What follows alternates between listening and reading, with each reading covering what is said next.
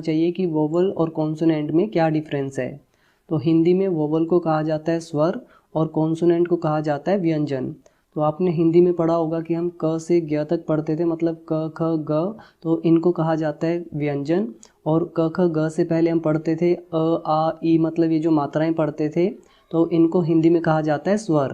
तो यहाँ पर हमारे पास इंग्लिश में 5 वोवल्स होंगे, मतलब ए ई आई ओ यू, तो इनको कहा जाएगा वोवल और हिंदी में इनको कहेंगे स्वर।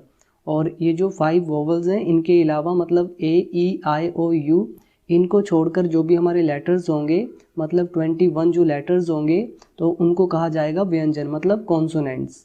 तो ये चीज़ आप अच्छे से याद करें, क्योंकि ए और एन को यूज़ करने में जो इनकी साउंड होगी, मतलब वोवल साउंड, मतलब अ आ ई, ये जो साउंड होगी, या फिर क से ग तक जो साउंड होगी, तो वो आपकी हेल्प करेगी ये समझने में कि हमें किस वर्ड के साथ ए का यूज़ करना है और किसके साथ एन का यूज़ करना है।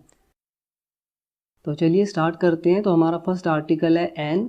तो एन को हम एक नाउन से पहले यूज़ करेंगे, लेकिन आप ये डिफरेंस याद रखें कि जब भी हमारे किसी भी नाउन की साउंड अगर वोवल से स्टार्ट होगी, मतलब अ आ ई उ, मतलब इन मात्राओं से अगर हमारा कोई भी नाउन स्टार्ट हो, तब हम उससे पहले एन का यूज़ करेंगे। तो यहाँ पर कहने का सिंपल सा मतलब है कि जब भी हमारे किसी भी नाउन से पहले अगर वोवल साउंड होगी, तब हम उसके साथ एन का यूज़ करेंगे।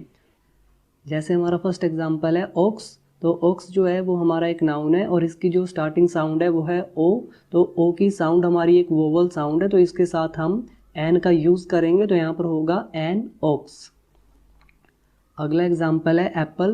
तो एप्पल जो है उसकी जो स्टार्टिंग साउंड है वो है ए। तो ए भी हमारी एक वोवल साउंड है, तो यहाँ पर आएगा एन एप्पल।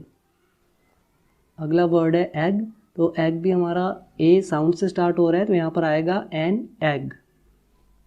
अगला वर्ड है एन एम एल ए। तो एम एल ए, तो इसकी जो स्टार्टिंग साउंड है वो है ए, तो इससे पहले हम लगाएंगे एन, तो यहाँ पर होगा एन एम एल ए। अगला एग्जांपल है एन इम्पोर्टेंट टास्क। तो यहाँ पर टास्क हमारा एक नाउन है और उससे पहले लिखा है इम्पोर्टेंट। तो इम्पोर्टेंट हमारा एक एडजेक्टिव है, तो यहाँ पर आप याद रखें कि अगर किसी भी नाउन से पहले अगर हम किसी एडजेक्टिव का यूज़ करें, तो उससे पहले हम आर्टिकल का यूज़ करेंगे। जैसे यहाँ पर ए या फिर एन का यूज़ होगा, तो यहाँ पर इम्पोर्टेंट की जो साउंड होगी, मतलब नाउन से पहले जो एडजेक्टिव होगा, तो उसकी साउंड के अकॉर्डिंग हम ए या फिर एन का यूज़ करेंगे। यहाँ पर इम्पोर्टेंट की जो साउंड है वो ई से स्टार्ट हो रही है, इम्पोर्टेंट, तो ई भी हमारी एक वोवल साउंड है, तो यहाँ पर आएगा एन, तो यहाँ पर होगा एन इम्पोर्टेंट टास्क। और ऐसे ही हमारा एक और एग्जांपल है एन ऑनेस्ट मैन। तो यहाँ पर ऑनेस्ट हमारा एक एडजेक्टिव है और मैन एक नाउन, और ऑनेस्ट में एच हमारा साइलेंट होगा, तो इसे पढ़ा जाएगा ऑनेस्ट, तो ये भी हमारी एक वोवल साउंड है, तो यहाँ पर होगा एन ऑनेस्ट मैन। अगला एग्जांपल एन आवर या फिर एन आर। तो यहाँ पर एच हमारा साइलेंट है, तो यहाँ पर हम लगाएंगे एन और इसको पढ़ा जाएगा एन आर। अगला वर्ड है एन एम ए। तो यहाँ पर ए की साउंड है, तो हम लगाएंगे एन, यहाँ पर होगा एन एम ए। अगला वर्ड है एन इंकपोर्ट। तो यहाँ पर ई की साउंड है, मतलब इंक पोर्ट, तो ई हमारी एक वोवल साउंड है, तो यहाँ पर हम लगाएंगे एन, तो यहाँ पर होगा एन इंकपोर्ट। और यहाँ पर हमारे पास और भी एग्जांपल हैं जहाँ पर हम एन का यूज़ करेंगे, जैसे an umbrella, an American, an Indian, an honest man, an MP, an engineer, an orange, an SP, an MLA, an MA, an air hostess, an eye, an honest worker, an unimportant work, an excellent student, an FIR और an X-ray. तो इन सभी words की जो sound है वो है एक वोवल साउंड, तो इन सबसे पहले भी हम एन आर्टिकल का यूज़ करेंगे। और इसके बाद हमारा अगला आर्टिकल है ए। तो ए या फिर एन, इन दोनों को हम एक सिंगुलर नाउन से पहले यूज़ करेंगे, और यहाँ पर ए को हम प्रोनाउंस करेंगे अ, और अ को हम तब यूज़ करते हैं जब भी हमारे वर्ड, मतलब उस नाउन की जो साउंड स्टार्ट होगी, अगर वो कॉन्सोनेंट साउंड से स्टार्ट हो, तब हम उससे पहले अ का यूज़ करेंगे। तो वोवल साउंड से पहले हम यूज़ करेंगे एन, और अगर होगी कोई भी कॉन्सोनेंट साउंड, तब हम उससे पहले यूज़ करेंगे अ। जैसे हमारा फर्स्ट एग्जांपल है बॉय। तो बॉय हमारा ब साउंड से स्टार्ट हो रहा है, तो यहाँ पर ब जो है वो कॉन्सोनेंट साउंड है, तो यहाँ पर हम यूज़ करेंगे अ, तो यहाँ पर होगा अ बॉय। अगला वर्ड है काइट। तो काइट हमारा क साउंड से स्टार्ट हो रहा है, तो क भी हमारी ये कॉन्सोनेंट साउंड है, तो यहाँ पर होगा अ काइट। अगला वर्ड है डॉल, तो डॉल हमारा ड साउंड से स्टार्ट हो रहा है, तो ड भी हमारी कॉन्सोनेंट साउंड है, तो यहाँ पर होगा अ डॉल। अगला वर्ड है मंकी, तो मंकी हमारा म साउंड से स्टार्ट हो रहा है, तो यहाँ पर म भी हमारी कॉन्सोनेंट साउंड है, तो यहाँ पर होगा अ मंकी। अगला एग्जाम्पल है अ स्मॉल थिंग, तो स्मॉल हमारा स साउंड से स्टार्ट हो रहा है, तो यहाँ पर आएगा अ स्मॉल थिंग। अगला वर्ड है यूनिवर्सिटी, तो यूनिवर्सिटी हमारा यू साउंड से स्टार्ट हो रहा है, तो यह जो साउंड है वो हमारी होगी कॉन्सोनेंट साउंड, तो यहाँ पर होगा अ यूनिवर्सिटी। अगला वर्ड है अ यूनिट, तो ये भी हमारा यह साउंड से स्टार्ट हो रहा है, तो यहाँ पर होगा अ यूनिट। अगला वर्ड है अ मेंबर, तो यहाँ पर मेंबर भी हमारा म साउंड पर स्टार्ट हो रहा है, तो यहाँ पर होगा अ मेंबर। अगला वर्ड है अ वन आइड मैन, तो यहाँ पर वन हमारा व साउंड से स्टार्ट हो रहा है, तो यहाँ पर हम यूज़ करेंगे तो यहाँ पर होगा अ वन आइड मैन। अगला वर्ड है अ यूरोपियन कंट्री, तो यूरोपियन भी हमारा यू साउंड से स्टार्ट हो रहा है, मतलब यह साउंड से स्टार्ट हो रहा है, तो यहाँ पर हम यूज़ करेंगे अ यूरोपियन कंट्री। अगला वर्ड है अ कार्ट, तो कार्ट हमारा क साउंड से स्टार्ट हो रहा है, और कार्ट का मतलब होता है ठेला, तो यहाँ पर हम यूज़ करेंगे अ कार्ट। अगला वर्ड है अ यूज़फुल एनिमल, तो यूज़फुल में हमारा वर्ड स्टार्ट हो रहा है य से, मतलब य साउंड से, तो यहाँ पर हम यूज़ करेंगे अ यूज़फुल एनिमल। और हमारा एक और वर्ड है अ होटल, तो होटल हमारा ह साउंड से स्टार्ट हो रहा है, तो यहाँ पर आएगा अ। यहाँ पर आप याद रखें कि जब भी हमारी आएगी कॉन्सोनेंट साउंड तब हम यूज़ करेंगे अ, और जब हमारी आएगी वोवल साउंड तब हम यूज़ करेंगे एन। और हमारे अ के और भी एग्जाम्पल हैं, जैसे यहाँ पर आप देख सकते हैं a house, a union, a year, a member of parliament, a pen, a car, a housewife, a servant, a maid, a historical building, a 10 rupee note, a dozen, a mile, a long talk, a month, a 1,000 rupee note, a cup of tea, a slice of bread, a college, a uniform और a 1 rupee note। और इसके बाद अब हमारा अगला article आता है the, तो द एक ऐसा आर्टिकल है जिसके इतने सारे यूजेस हैं जिनको एक ही वीडियो में कवर करना बहुत मुश्किल होता है, लेकिन फिर भी मैं कोशिश करूँगा कि आपके साथ कम से कम 20-25 ऐसे रूल आपको बताऊँ जिनको सीखने के बाद आपको एक आइडिया हो जाएगा कि हमें द आर्टिकल को कब और किस वर्ड के साथ और किस सिचुएशन में यूज़ करना है। तो द आर्टिकल का हमारा केस नंबर 1 है, मतलब रूल नंबर 1 है कि जब भी हमें किसी खास व्यक्ति या फिर वस्तु के बारे में बात करनी हो, मतलब कोई भी स्पेशल या फिर पर्टिकुलर पर्सन हो या फिर थिंग हो, तो उससे पहले हम द आर्टिकल का यूज़ करेंगे, मतलब उस पर्टिकुलर पर्सन या फिर थिंग से पहले हम उस पर जोर देने के लिए, उस पर एम्फेसाइज करने के लिए हम द आर्टिकल का यूज़ करेंगे। जैसे हमारा फर्स्ट एग्जाम्पल है the book you want has been lost, मतलब वो किताब जो तुम्हें चाहिए वो गुम गई है। तो यहाँ पर हम किसी पर्टिकुलर बुक की बात कर रहे हैं कि जो कि तुम्हें चाहिए थी वो गुम गई है, तो यहाँ पर हम बुक से पहले द आर्टिकल का यूज़ करेंगे। और इसका हमारा सेकंड एग्जांपल है he is the man who taught me English, मतलब वो वही व्यक्ति है जिसने मुझे अंग्रेजी सिखाई। तो यहाँ पर हम किसी पर्टिकुलर व्यक्ति की बात कर रहे हैं, तो यहाँ पर हम यूज़ करेंगे द मैन। अगला एग्जाम्पल है the house was set on fire, मतलब उस घर पर आग लगा दी गई। तो यहाँ पर हम किसी पर्टिकुलर हाउस की बात कर रहे हैं जिसको आग के हवाले कर दिया गया, तो यहाँ पर हम उस हाउस से पहले द का यूज़ करेंगे, तो यहाँ पर आएगा the house was set on fire. और इसका हमारा अगला एग्जाम्पल है the boy who stole my mobile has been arrested, मतलब वो लड़का जिसने मेरा मोबाइल चुराया वो अरेस्ट कर लिया गया है। तो यहाँ पर हम किसी पर्टिकुलर बॉय की बात कर रहे हैं जिसने मेरा मोबाइल चुराया था, उसे गिरफ्तार कर लिया गया है। तो यहाँ पर हम बॉय से पहले द आर्टिकल का यूज़ करेंगे। तो जब भी हमें किसी भी चीज़ पर एम्फेसाइज करना हो तब हम यूज़ करेंगे द। तो इसके बाद हमारा सेकंड केस है, तो जब भी हमें किसी ऐसी चीज़ के बारे में मेंशन करना हो जिसके बारे में हम ऑलरेडी बात कर चुके हैं, मतलब कोई भी ऐसी चीज़ जिसके बारे में बात हो चुकी है और उसके बारे में दोबारा से बात करने के लिए हम द आर्टिकल का यूज़ करेंगे। जैसे हमारा पैराग्राफ नंबर 1 है there was a mother tiger and her small tiger cub, they lived near a river in a shady jungle, when the sky was dark the mother tiger hunted for deer and pig, the tiger cub stayed close by his mother side. तो first line में हमने एक mother tiger और उसके छोटे बच्चे की बात की है, और जब हम इसी पैराग्राफ में इनके बारे में दोबारा से मेंशन करेंगे तब हम इनसे पहले हमेशा द का यूज़ करेंगे। और इसी तरह से हमारा पैराग्राफ नंबर 2 है, once upon a time an old man planted some turnip seeds, the turnip seeds grew, the old man pulled and pulled but he could not pull the enormous turnip. यहाँ पर हमने starting में mention किया N old man, और जब हम इसी old man की दोबारा से बात करेंगे तो हम इसके साथ द आर्टिकल का यूज़ करेंगे। और अगर आप यहाँ पर द का यूज़ ना करके अ का यूज़ करते हैं, जैसे a old man pulled and pulled, तो इसका मतलब होगा कि किसी और ओल्ड मैन ने वो टर्निप के सीड्स उगाए और किसी और ने उनको खींचा, मतलब वो बाहर उसे निकालने की कोशिश कर रहे थे। तो यहाँ पर हम ऐसा नहीं कह रहे हैं, बल्कि हम ये कह रहे हैं कि जिसने वो टर्निप के सीड्स उगाए थे तो उसी ओल्ड मैन ने उसे बाहर खींचने की कोशिश की। तो यहाँ पर हम यूज़ करेंगे दी ओल्ड मैन। और इसी तरह से हमारा थर्ड केस है कि जब भी हमें पूरी प्रजाति के बारे में बात करनी हो, मतलब पूरी स्पीशीज़ या फिर पूरी क्लास के बारे में बात करनी हो, तब भी हम द का यूज़ करेंगे। जैसे हमारा फर्स्ट एग्जांपल है, the lion is the king of the forest. तो यहाँ पर हम किसी एक लॉयन की बात नहीं कर रहे हैं, बल्कि हम यहाँ पर पूरी लॉयन की प्रजाति की बात कर रहे हैं, मतलब सभी लॉयंस की बात कर रहे हैं। तो यहाँ पर हम पूरी प्रजाति को दर्शाने के लिए हम लॉयन से पहले द का यूज़ करेंगे। तो यहाँ पर होगा the lion is the king of the forest. और सेकंड एग्जांपल है, the dog is a faithful animal. तो यहाँ पर भी हम किसी एक डॉग की बात नहीं कर रहे हैं, बल्कि हम यहाँ पर पूरी प्रजाति के बारे में बात कर रहे हैं। तो यहाँ पर आएगा द डॉग।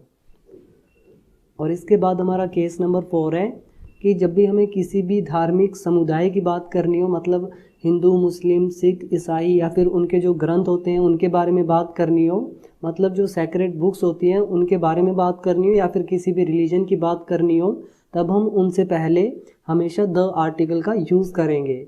जैसे the Hindus, the Muslims, the Sikhs, the Bible, the Quran, the Vedas, the Ramayana, the Gita या द महाभारता। तो इस तरह से हम हमेशा कोई भी जो धार्मिक समुदाय होंगे या फिर जो धार्मिक ग्रंथ होंगे तो उनसे पहले हम द आर्टिकल का यूज़ करेंगे।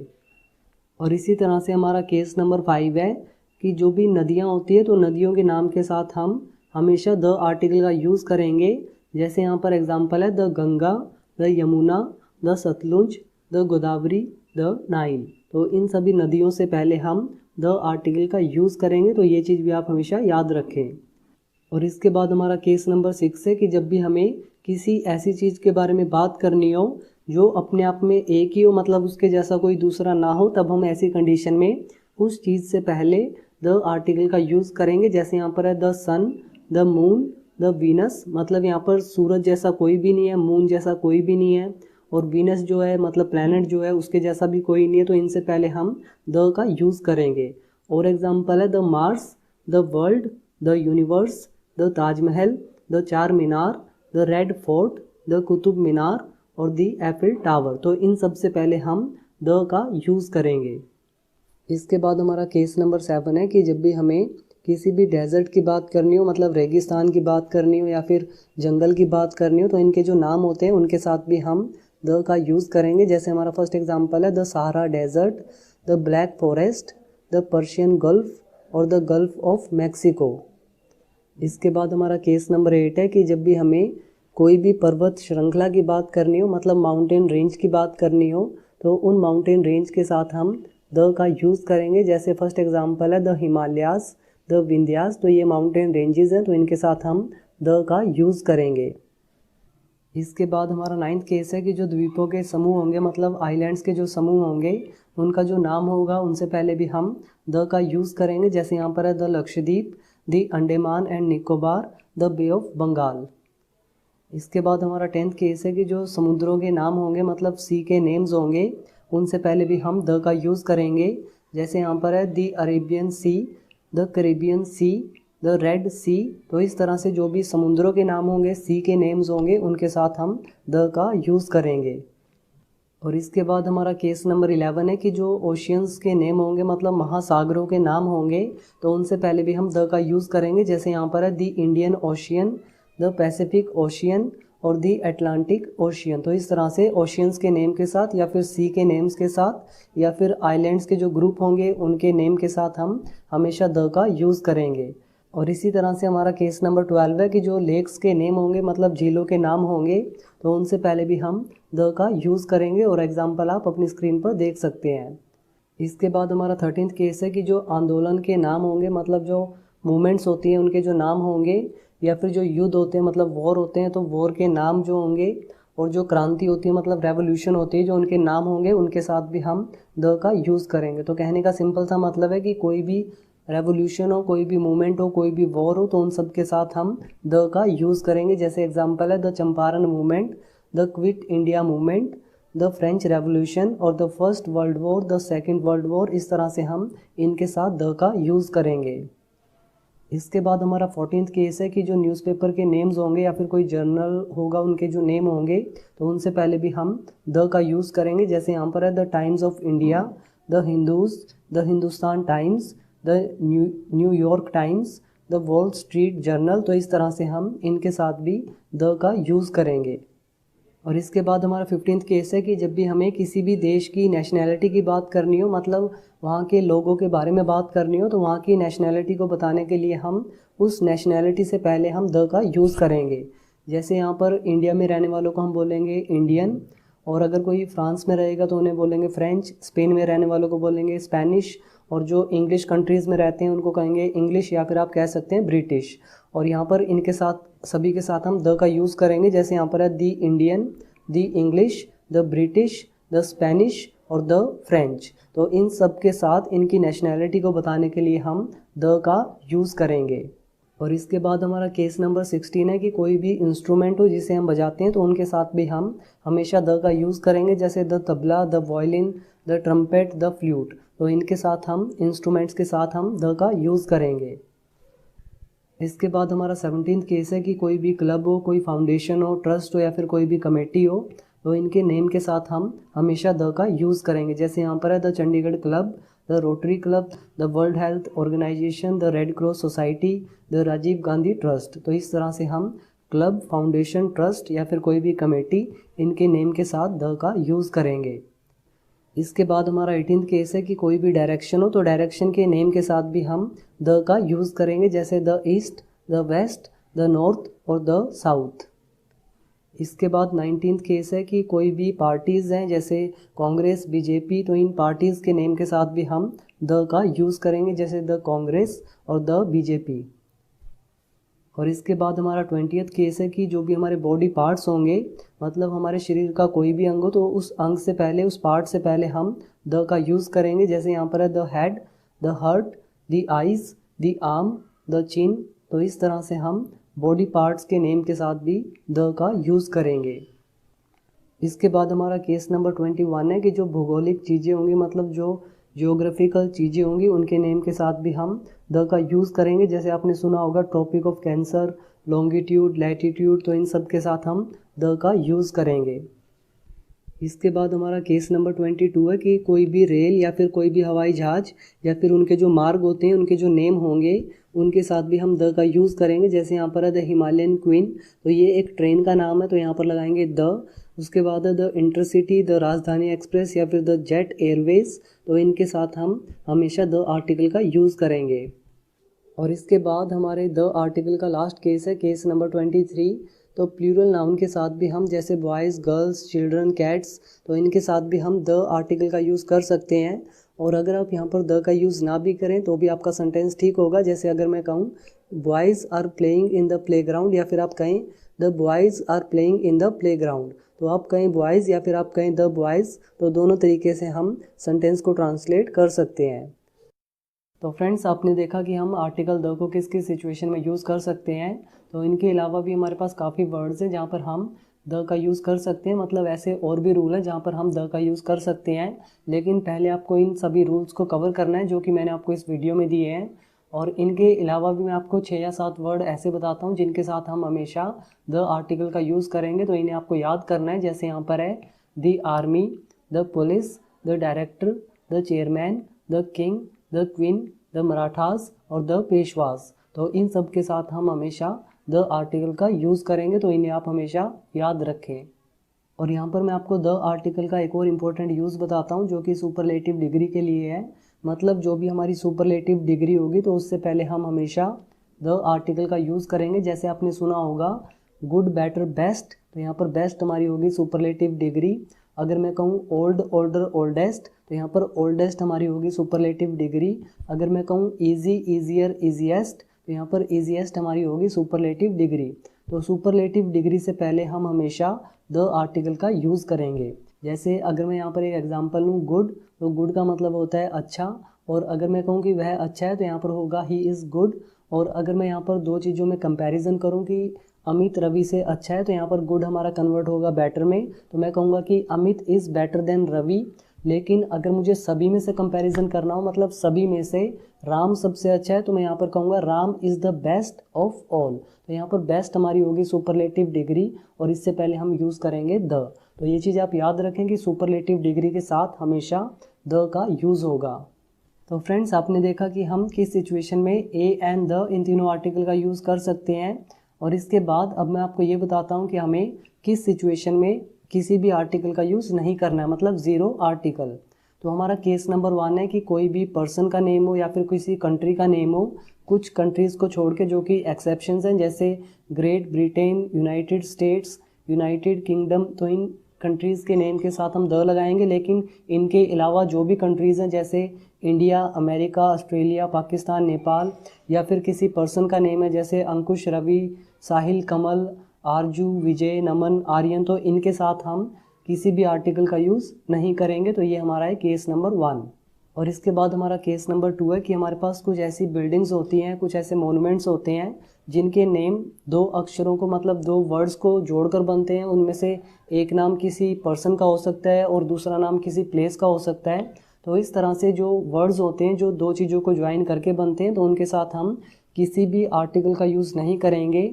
जैसे चंडीगढ़ एयरपोर्ट, तो एयरपोर्ट एक जगह है और चंडीगढ़ एक प्लेस का नाम है, तो ये दो चीज़ों से जुड़ के बना है, तो इसके साथ हम किसी भी आर्टिकल का यूज़ नहीं करेंगे। और इसी तरह से हमारे और भी एग्जांपल हैं, जैसे विक्टोरिया पैलेस, या करनाल हवेली, या फिर लंदन जू, या फिर जयसिंह पैलेस, या फिर इंदिरा गांधी इंटरनेशनल एयरपोर्ट।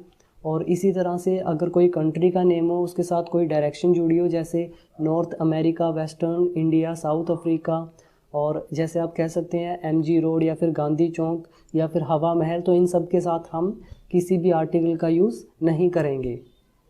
इसके बाद हमारा थर्ड केस है कि जो महीनों के नाम होंगे जैसे जनवरी, फरवरी, मार्च, और जो दिनों के नाम होंगे संडे, मंडे, ट्यूसडे, तो इनके साथ भी हम किसी भी आर्टिकल का यूज़ नहीं करेंगे।